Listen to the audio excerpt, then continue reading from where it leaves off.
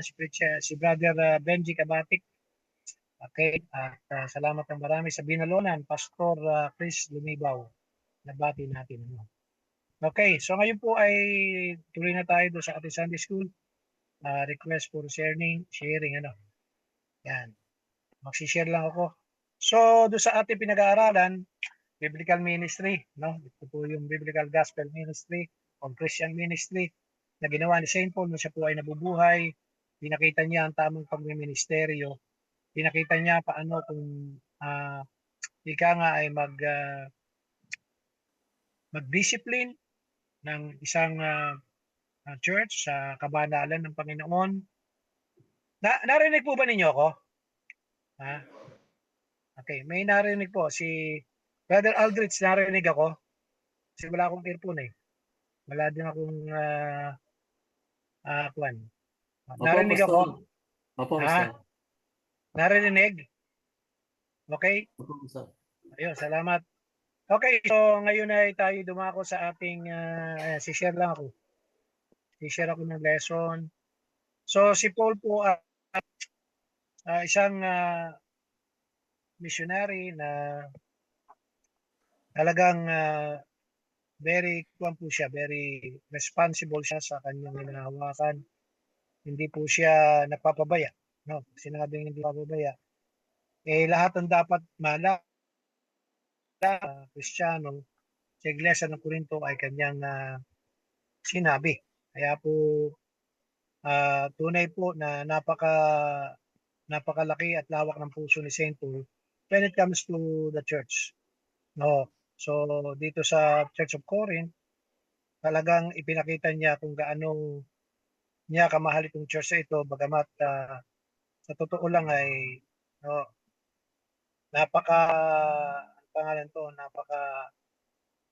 hirap pamahalaan itong pangalan to, itong mga taga-Corinto. But ang ministry ni Paul ay bigay sa kanya ng Panginoon. Hindi po ito bigay ng tao, hindi siya tinawag ng tao, tinawag siya ng Panginoon. Kaya lahat ng kanyang ginagawa patungkol sa ministry, ito ay God's working in his life, no? Ito ay gawa ng Diyos sa buhay niya.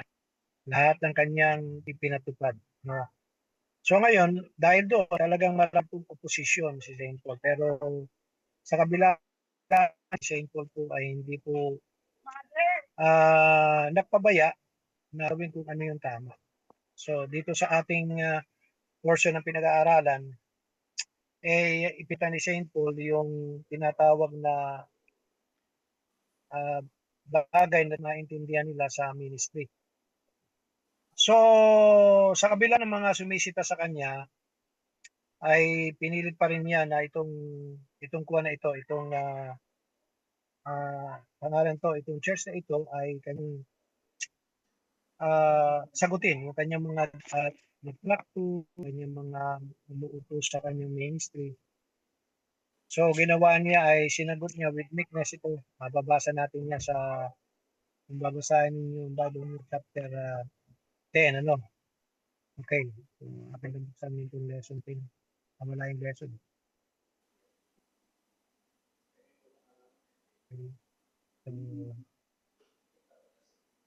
Chapter okay, buksan po ninyo yung Bible ninyo. At 2 Corinthians chapter 10. Yan, tingnan niyo yung Bible. Through meekness, he answered all his detractors and mga nag-uupo sa kanya. So chapter 10 verse 1 to 6. So Paul in meekness appeals for the Corinthian obedience in dealing with the opposition. Now Paul immediately, indirectly, and ironically answered charges of excessive use of authority. So talagang it is not too easy to handle a church. Palagi merong opposition, but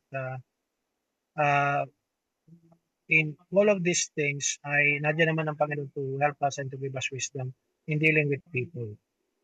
So there are times that you need to impose uh, things that they should learn, from the Word of God, like discipline. No, so dito po ay uh, pinakiusapan ni Saint Paul ang kanyang mga uh, opposition o yung mga nag-uupo sa kanya to please uh, please understand him.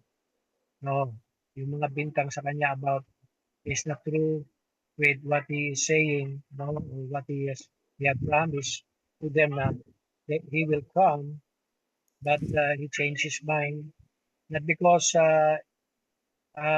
he is not true with his promise, but it is better for him to postpone his visit so that the people will not or the Corinthian believers will not uh, uh, sin, no? Will not commit sin. No? All answer charges of conducting his marriage according to the flesh. Okay, so sa chapter, sa verse 2 ng chapter 10, kung hindi mo basahin mo na rin yung chapter, 1 Corinthians chapter 10, verse 2. Okay, so saan yung Bible na 2 Corinthians chapter 10, verse 2? If you read your Bible, sabi diyan sa chapter 10, verse 2. That I beseech you that I may not be bold when I am present with you, with that confidence wherewith I think to be bold against some who think of us as we walk according to the flesh. Parang Paul is telling them, we are not carnal if we postpone our visit in your place. But it is better things to do, not to visit you this time, because it will help us both, Christian and the whole, uh, parang is just kwan ba, yung pinakalma niya, okay, yung mga tao to by his letter. So the answer is we live in the flesh, but we do not conduct our things according to the flesh. Paul relies on the mighty weapons provided by God, not on what uh, the flesh offers. Verse 4. For the weapons of our warfare are not carnal, but mighty through God to the pulling down of the strongholds. So, meaning, si Saint Paul ay telling them na hindi sa pamagitan ng laman namin, kundi ang sabi niya diyan ay, but mighty through God to the pulling down of the strongholds.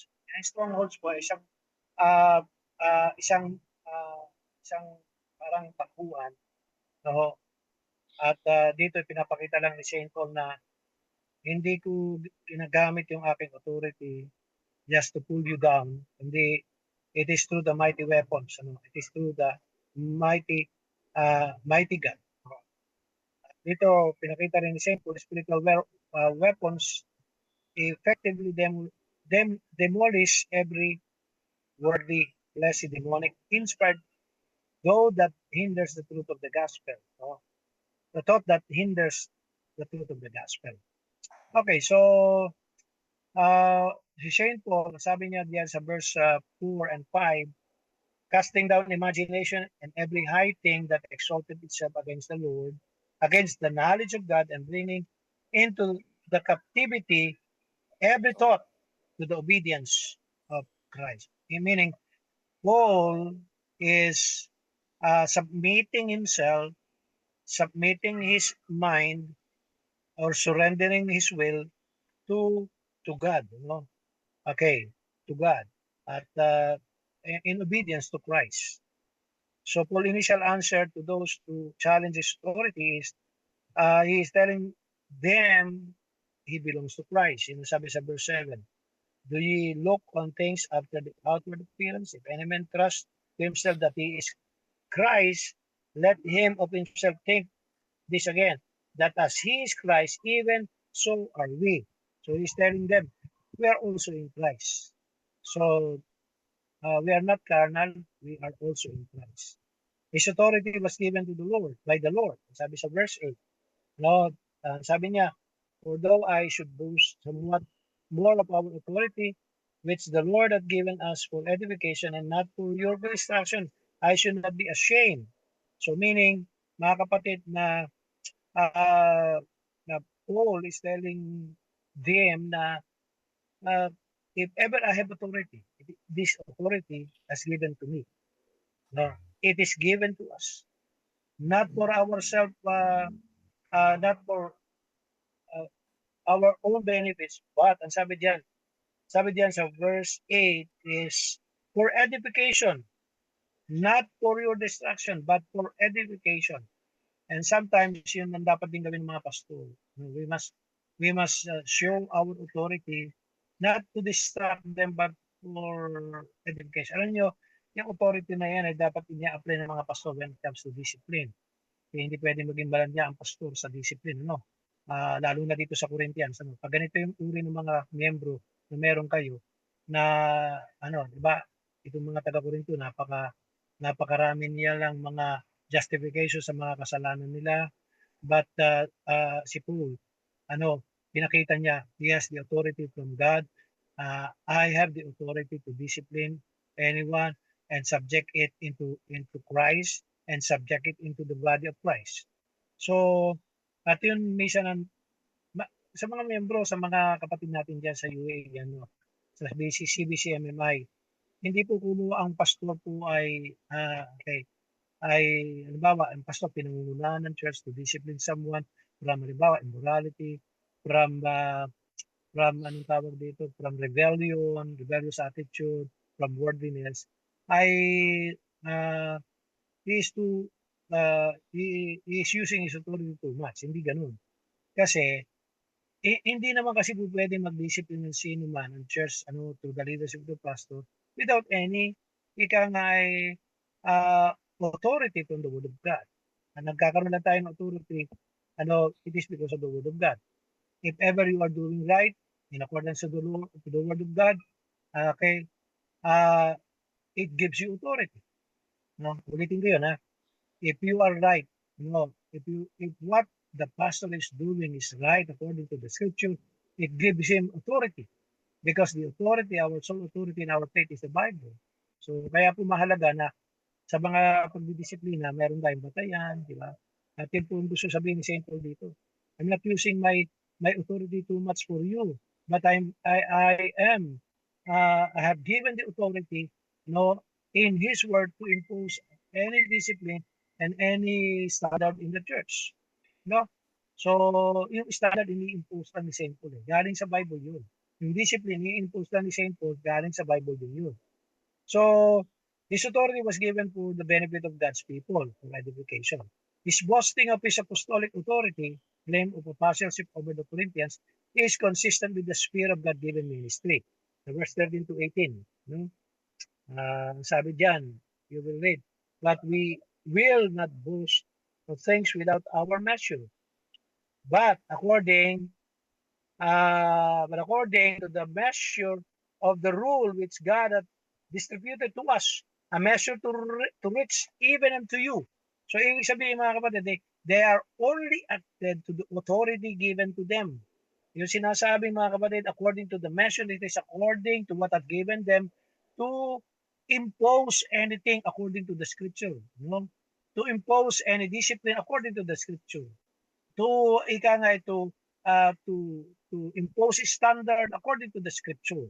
So, and the Lord has given them, yung sinasabing measure diyan is they're given, God has given them enough, and siyempre, limited authority lang yan, galing sa Panginoon yan.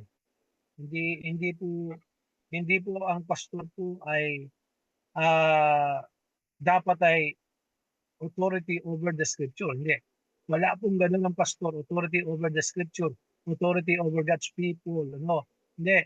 Kundi ang pastor dapat ay nangunguna according to what the Bible says.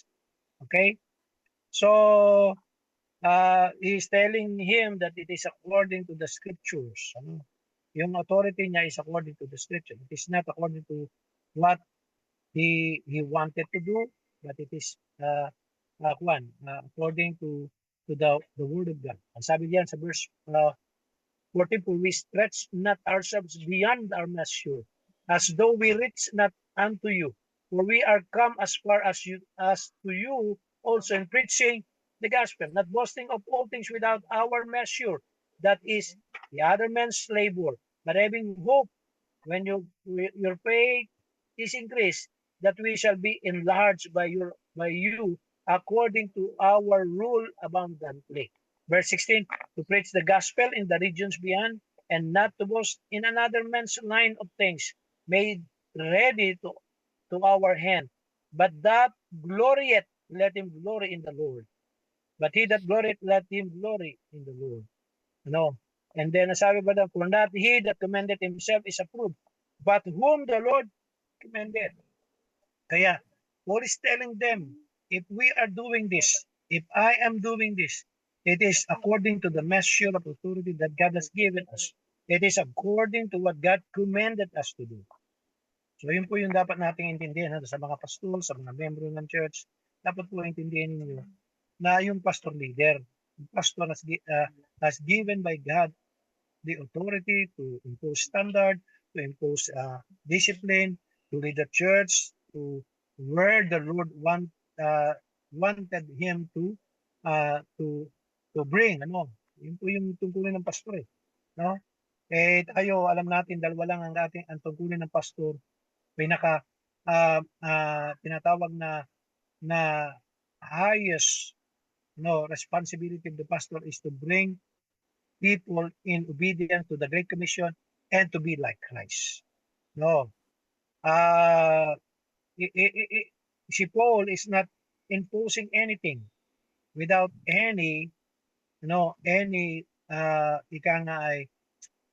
signal in the Lord. Tandaan natin, wala pong Bible nun. So, ibig sabihin, Paul is talking to God and the Lord has given him impression in his heart and the Lord is talking to him. So, kaya yung lahat ng ginagawa niya doon, it is the fruit or the result of his communication with God. Dapat ganun lang ang mga pastor. We will always ask the Lord what we will do in a certain situation. We must always ask the Lord what we should do when things happen in our church. Lagi tayong magtatanong sa Panginoon. Dapat laging ganun po Dapat laging sinasabi natin, Panginoon, ano po ba yung gusto mong gawin sa amin? Ano po ba ang gusto mong ipagawa sa atin? So yun. Ito po ba'y tamang gawin ko? And that is according to the measure that God has given. Yun po yung ibig sabihin nun. Ibig sabihin, yung lahat ng ipinakikita ng Diyos sa iyo, it is according to what God has revealed to you, what the Lord impressed in your heart. According to His Word. No. Verse 17 to 18, sabi diyan ni St. Paul, but he that glorieth, let him glory in the Lord, for not he that commended himself is approved, but whom the Lord commended. Andahin nyo, what is approved unto God is according to Him only. Approved unto God is according to His Word. Anything that is not according to His Word, we should not impose it. We should not execute it. Kailangan it is according to what the Bible says. Okay, the golden rule of boasting is that we must glory in the Lord. We must always seek to glorify the Lord in our life. Whether you are a pastor, preacher, or a member of the church, your ultimate goal in life is to glorify the Lord in your life. To glorify the Lord in whatever action you will do. To glorify the Lord in whatever things, as a pastor, will be imposed. As a pastor, I must always think that this will glorify the Lord. Maybe, sometimes kasi there are people who make a conclusion that that is not glorifying God, but in the long run they will realize it glorifies the Lord. Diba? Minsan kasi may mga ganun Sa ngayon, hindi nyo alam na ito makakapagbigay luwalhati sa Diyos. Ang alam ninyo, ganito, hindi tama ito, hindi ganyan, hindi dapat yan. Pero as the days, as the week, as the months goes by, as the years goes by, nare-realize natin, ano, nakapagbigay lugod sa Panginoon yung ginawa na yun. Diba? So, mission, yun dapat natin intindihin. Okay, Paul's boasting. The defense of Paul apostolic credential and authority. A compelling reason for boasting. Ano, ang sabi diyan, mga kapatid, for we stretch not ourselves beyond our measure. Hindi namin ginagawa ito at hindi namin pinatutupad ito na higit sa binigay sa amin. As though we reach not unto you, for we are come as far as to you also in preaching of the gospel. So, the compelling reason for boasting is because of the gospel of the Lord Jesus Christ. Number 2, the claim for apostleship was not inferior. Ibig sabihin niyan ay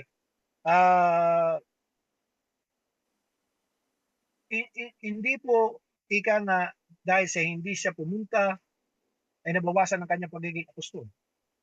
Okay, hindi po. Hindi ganun yung sinasabi ni Saint Paul. Hindi inferior ang kanyang pagiging apostle. If they are apostle, I'm also an apostle of the Lord Jesus Christ. Pinaliwanag na ni Saint Paul sa Book of Philippians. Sinabi pa ni Saint Paul, if they are Pharisee, so am I. Diba? Sabi ni Saint Paul. So his apostleship is not inferior with other apostles, nor it is inferior because of what he is doing. So, ganun. And then, number 3, Paul defends his preaching the gospel without charge of Corinth. Ayan, pinaliwanag na natin yan. It is for benefit of the Corinthians, the churches of Macedonia, supply my needs. Yun ang maganda sa chapter 11. Doon natin makikita na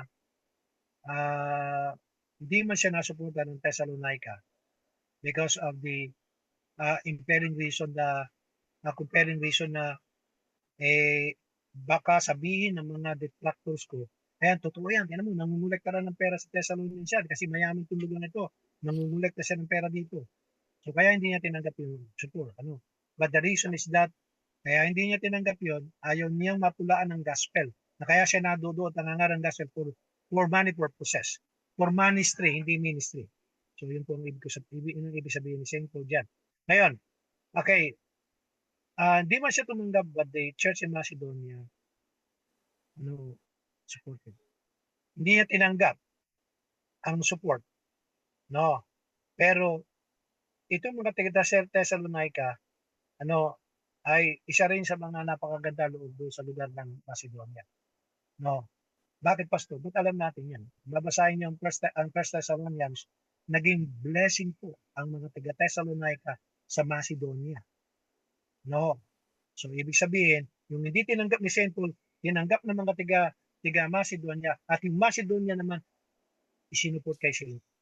And there are times na ganun po minsan na nangyayari when it comes to tinatawag na mission support. Okay? So under oath, Paul indicates his motivation for boasting. It is because of love. It is out of love. And we should always remember that we will do the ministry out of our love to the Lord, out of our love to people. So ganun dapat ang ating, yun po yung dapat natin mga kapatid na pagkako. Bilang mga mananampalataya, we love the Lord and we love you also. Diba? Naintindihan po ba ninyo mga kapatid yun? Okay. Paul described the character of his opponents. Paul seek to silence his opponent through his boasting. Verse 12. Okay, Paul's opponents were liars and deceptive. Paul's apostles and minister of Satan. Beyond Paul's teaching is Satan. Sa mga maling aral, nasa likod niya si Satanas. That's why we must be aware. We must be careful. We must be diligent. Okay. Number 5, Paul identifies is necessary and little boasting as foolish. He don't want to commend himself because that is, for him that is a foolish thing to do, to boast himself. Okay. Dito makikita natin na bagamat ayaw gawin ni St. Paul yun, pero he is telling what he has done. already. At wala naman po masama. No? Wala namang masama na sabihin natin yung mga bagay na ginawa natin para yung iba ma-encourage na. Diba? So, what is the purpose of what we are doing? It is because of love. So people will be blessed if we do everything because of love. Ano? So dito, boasting number 1, Paul is heir of the old covenant blessing. 11:22 ng chapter 11 verse 22. Ano? Sabi diyan ni St. Paul, I read, are they Hebrews? So am I. Are they Israelites? So am I. Are they the seed of Abraham? So am I. So he is boasting about his race, no, where he come, his origin. And that is that is mga kapatid, he is loving his heritage. Yun po. Wala namang masama mag-iba. Galing ako sa Lipin Abraham. Ako ay galing sa lahi ni Kristo. Ako ay tumanggap kay Yesu Kristo bilang Panginoon at tagapagligtas at alam ko sa langit ako po. That is not, ika nga ay evil boasting. That is what the Bible says. It is the truth, and we must convey the truth to the people so that they will be blessed. Boasting number 2, Paul is an exemplary servant of Christ. Mag-aaralan natin sa susunod yung mga talata ngayon. But we know Paul, no, as a servant of God. Ano, it doesn't matter to him what people will say to him. What matters to him is Christ. No. What bothers him is what he is doing to the Lord Jesus. So, siguro po hanggang doon lang ako. Salamat po ng marami. Meron po ba kayong tanong? Yan. Meron lang po kaming fellowship kay na JJ, kaya madali po kami 2 o'clock. So, sa susunod, pag-aaralan natin chapter 11, verse 23 to 33, at titingnan natin, ano bang magandang ipagyabang sa ministry? Sarili mo ba? O yung pinanggalingan mo, lahi ng pananampalataya? Dito mapupansin natin na what Paul is boasting is about Christ. It is the gospel. Okay, meron po ba kayong tanong? Okay, salamat po ng marami. At sa mga parents po ng BBCA UA dyan, meron po tayong meeting mamaya. Pagkatapos ng maikli ko Sunday School sa Switzerland. Iklihan ko lang po Sunday School lang po sa Switzerland. Kasi 8:30 yung meeting. Kaya, Preacher Angelo, maikli lang. Mga 30 minutes lang, ha? So, yun po. Thank you very much and God bless you. Tayo po mag-pray.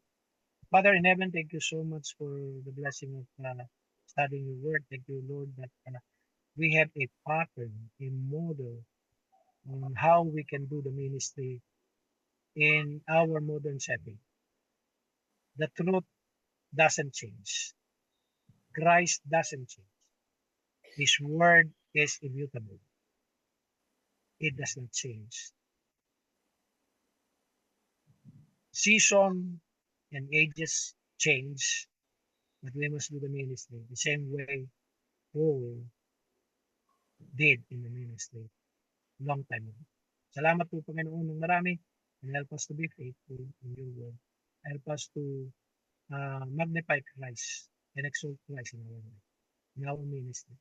Lord, help us to minister people, not for money's sake, or for money considerate, but for love's sake.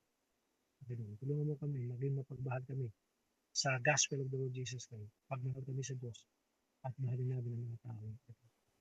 Thank you so much, Father, for this things we pray in Jesus' name. Amen. Okay, thank you very much po. God bless. Pastor Ben, thank you very much. God bless. Thank you po. Mga preacher, God bless. Thank you po.